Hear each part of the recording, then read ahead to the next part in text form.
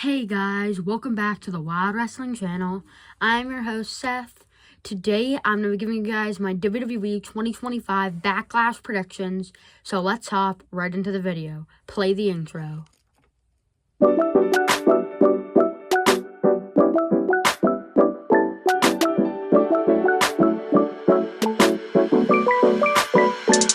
First up, we have Dirty Dominic Mysterio versus Penta for the IC title. This has been an interesting storyline. A lot of people don't really think it deserves to be on Backlash, which I can make a strong argument for.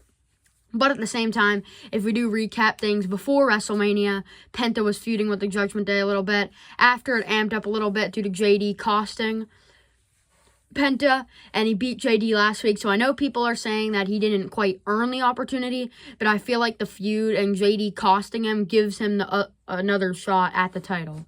This will be a very good match between the two. They're both such great athletes. They'll show off that luchador style, but I do think the Judgment Day is going to help Dominic Mysterio retain the IC title as he continues his reign. Next up, we have Lyra Valkyria versus Becky Lynch for the Women's Intercontinental Championship. This has been a rivalry that escalated quickly, but everyone knew the minute Becky turned on Lyra on the Raw after Mania, people expected us to get this match here. I think their promos have been pretty good. Their most recent promo on Raw was really good. The promo before that was all right. And they've had some brawls, and it's gone personal. So I definitely think this will be a very good match. The storytelling should be awesome, and these also are just two amazing in-ring competitors. I might actually take Becky Lynch here because I just don't see a way to where Lyra winning, because Lyra winning, in my opinion, puts down Becky. And in this scenario where she just returned, I don't feel like it's the best idea to put down Becky, especially where this is a rivalry that can actually go on for a couple PLEs and a couple another month or so, and where you could have Becky drop the title back to Lyra. But in their first match here, I think Becky is actually going to be the one who walks out with the title over Lyra. Next up, we have Gunther versus Pat McAfee. This has been a good rivalry because the way it started, no one expected from him choking him out, and it started off a rivalry, and everyone's been waiting to see Pat McAfee get back in the ring because we haven't seen him in there since, I think, SummerSlam 2022 against Happy Corbin. But this will be interesting because Gunther is known for being such a good wrestler, but it's going to be different seeing him wrestle with sort of more of a celebrity, a commentator, than an actual, top-notch wrestler who does this every day. I still believe that Pat and Gunther can have a good match. It's just, I think right now it still confuses people on how it will actually go.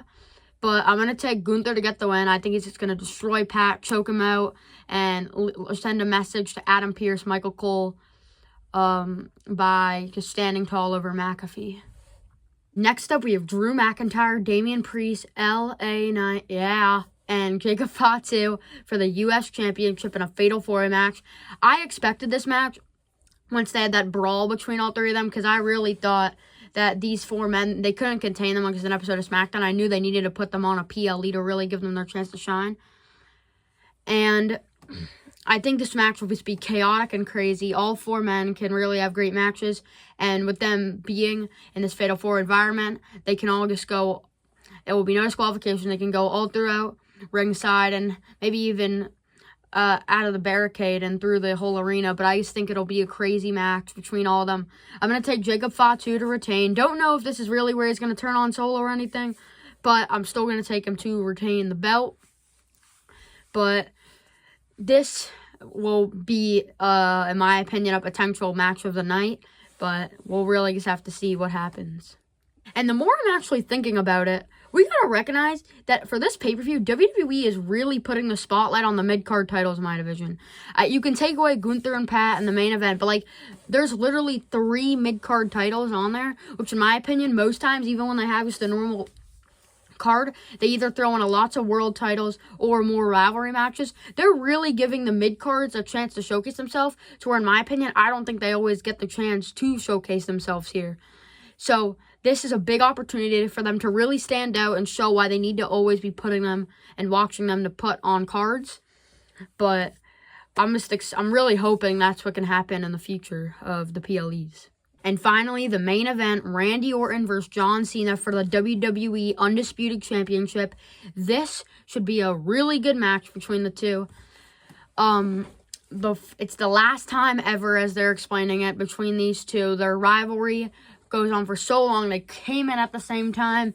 They've always been on a collision course and have had many collisions. And the last time that they're going to do it, I'm hoping it's actually not the last time. I think this match will just be a really good match between the two, just showcase how they've always, I just hope it's like one of those their classic matches, how they always have matches against each other. We just need one more round of those. I don't want a slow John Cena match. I want a good paced Randy Orton and John Cena match. Towards the end of it, I think John's going to run out of ideas, and I think he's going to copy Randy at No Way Out 2008, slapping the official and having John Cena retain the undisputed WWE Championship. But wait, I think Randy Orton also might hit an RKO on John Cena and stand tall over him. But then I think we're going to hear The Rock's music hit, come out, and I think The Rock will stare Randy Orton in the eye. Then I think we will see Seth Rollins hit a super kick on Randy Orton or something like that. And I think this is where we start to form the group that Rock has made now with Paul Heyman, The Rock, Seth Rollins, Braun Breaker, and John Cena. Because over time, I think there's a lot that can go on with this. But in my opinion, this actually could be a really tough faction. If you saw my who I think should be in Seth Rollins faction videos, you know I said that Ethan Page could be in it, but only in my opinion if The Rock led the group. So there's still other people who could join, but if The Rock led this faction, they would rule over Monday Night Raw and SmackDown, and they would become essentially a new bloodline. Not the bloodline, but they would almost be like what the bloodline attempted to be when they unified the titles for both brands. They wanted complete dominance over both shows. I think that's what The Rock wants. He thinks that Roman Reigns has failed and all these people are failing. He wants a group that he knows will succeed and lead WWE correctly into the future. So over time, a lot can happen here, but I think this is where we really cement the group that The Rock has built up. Thank you guys so much for watching. Make sure to like and subscribe. Comment down below if you enjoyed this video and turn on that bell so you get notified whenever I upload a brand new video. And I'll see you guys in the next one. Bye, guys.